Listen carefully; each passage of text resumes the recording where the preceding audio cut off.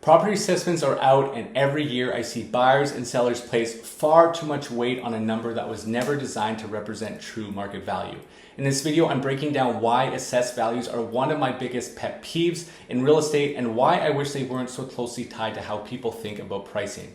I'll walk you through one of my own property assessments to show you exactly where these valuations fall way short and explain why assessments are always backward looking and why they're typically a minimum of 6 months behind the market. I'll also talk about the assessment appeal process, why disputing your value doesn't necessarily help you, and how relying on assessed values can lead to inflated expectations for sellers and misguided strategy for buyers. The goal here is to help you separate tax assessments from real decision making. So let's jump into my own property assessment for my principal residence here. And I'm going to show you exactly why these cannot be trusted. Again, these are for property assessment values only. So when I see this big drop, and you can see it's dropped off a cliff, 2023, the property was assessed at 172. It's now assessed at 1637.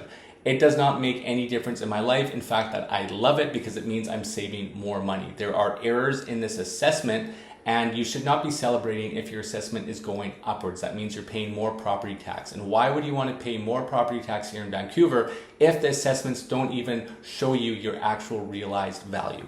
So how these assessments are constructed is that they will take the data here in terms of homes built in 2021 that are 3-bedroom, 3-bath, around the same size, and then they go and take the sales data and put it in a comparison. So obviously around the market, things have been going downward, so it's no surprise that these assessments are going down, but they don't know what the real value is. This is all done on computers. There are no individuals that are going into the home and understanding what those values are.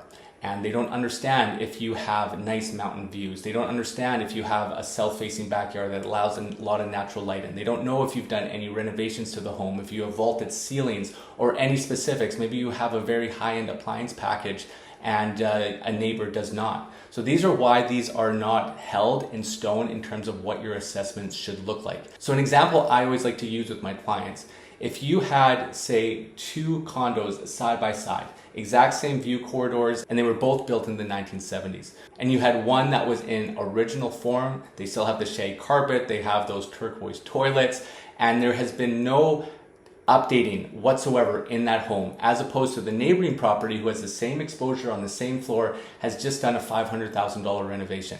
2 BC assessment, those assessments, as long as the square footage was the same and they had the same number of bedrooms and bathrooms, the assessment would show the exact same price. So that is why these things are flawed. You could have one property that had $500,000 in upgrades, completely modernized, and BC assessment would have no idea. So for example, the person who did those upgrades are laughing all the way to the bank because it's showing a lower assessment when that value on that home is clearly much higher, but they're going to be paying less property tax. Another reason why these assessed valuations make no sense whatsoever and why as a buyer or seller should disregard them is just the date of when they come into fruition. So we've already highlighted how there's huge issues with how they are assessed. They don't know if you are in a home that faces power lines as opposed to the North Shore Mountains. They don't know if you're on a busy street or on the quiet side of the street, things of that nature. But there's also a date issue. And right here, what you're going to see here on July 1st, valuation date. And this is all taken off bcassessment.ca under their key dates.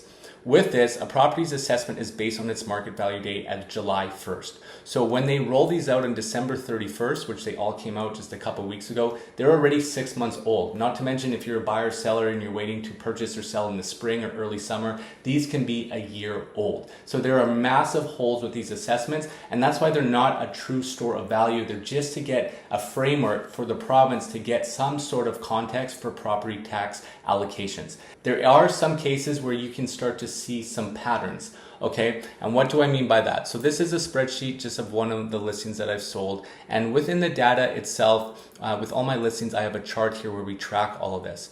You can see on the solds where you start to see a pattern, right? So in this one, we had multiple sales in this subsection of homes in Coquitlam. And you can see that all of these homes were selling just a hair over their assessed value. Properties were selling at 102.73%. So a lot of these homes were all around the same age. So sometimes you can get to a framework in terms of a pattern. So if you're trying to price out a property, get a valuation, this can be a store of value that you can use. It is not the one that I go to first. Obviously, you want to go to sold price, but the reason why I put this in is because so many buyers and sellers always want to reference their assessed values. This is really helpful in terms of being able to communicate that. You can also see that in terms of the actives, sometimes you can get a little bit of a pattern as well. So this is just another data point. It's not something that I go and hold fast and true, but it sometimes can give you a good indication where people are selling. If you are in a range where the assessed values are all over the place, it's hard. And also, if you're trying to sell a property and there are no comparable sales whatsoever.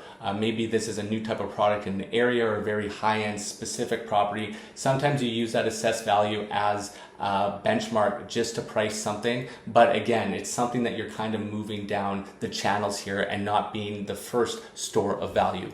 And when it comes down to appeals, and if you're unhappy with your assessment, the only way that I would appeal something if all of a sudden I had a huge uptick in my value of my property, I want to bring that back down because I want to pay less property taxes. There is an appeal section. I mean, if you are unhappy with your assessment, think it could be higher, you can definitely dispute it. But again, you are going to be paying more property tax. So on here, you can go to BC Assessment. They have an appeal section. There's a phone number here, 1-866-VALUE-BC, to get questions answered, to get in contact with them. And keep in mind, there is a deadline. So right here, if you are looking to appeal, the deadline to file a complaint to the PARP for a 2026 assessment is February 2nd, 2026, due to January 31st, 2026, falling on a weekend. So again, if you are looking to appeal, there is a timeline. You have essentially till the end of the month to do so. Make sure you go to bcassessment.ca. You can find the link in the description as well as some home buyer and seller blueprints. But again, do not rely on your BC assessment.